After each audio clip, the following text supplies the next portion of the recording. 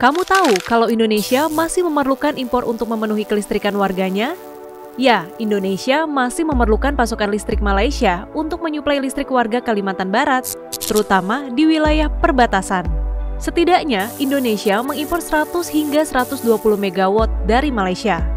Pemerintah dalam hal ini, Kementerian ESDM mengklaim impor listrik merupakan kerjasama bilateral Indonesia dan Malaysia. Tepatnya antara PT PLN Persero dan Sarawak Electricity Supply Corporation atau SESCO. Kerjasama keduanya dicanangkan berdurasi hingga 25 tahun. Kerjasama PLN dan SESCO tidak hanya terkait impor, tetapi juga potensi ekspor. Adapun aliran listrik dari Malaysia menggunakan interkoneksi Kalbar Sarawak. Dan berdasarkan penelusuran, inisiasi impor listrik dimulai 2012. Saat itu, pilihan impor dipilih untuk menurunkan biaya.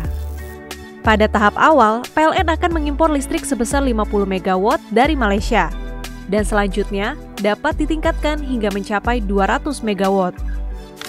Dalam kurun 2012 hingga 2022, jumlah impor dari Sarawak pun dinamis.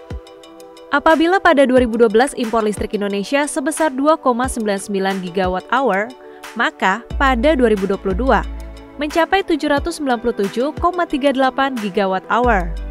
Besaran impor listrik Indonesia dari Malaysia tercatat sempat menyentuh 1.553 GWh pada 2020. Sebenarnya, saat ini kondisi kelistrikan di Kalbar sudah membaik. Dari sisi daya pembangkit PLN, statusnya di Kalbar sudah normal, dan bahkan surplus 205 MW. Lalu bagaimana ke depannya? Apakah pasokan listrik Kalimantan Barat masih akan tergantung dari Malaysia?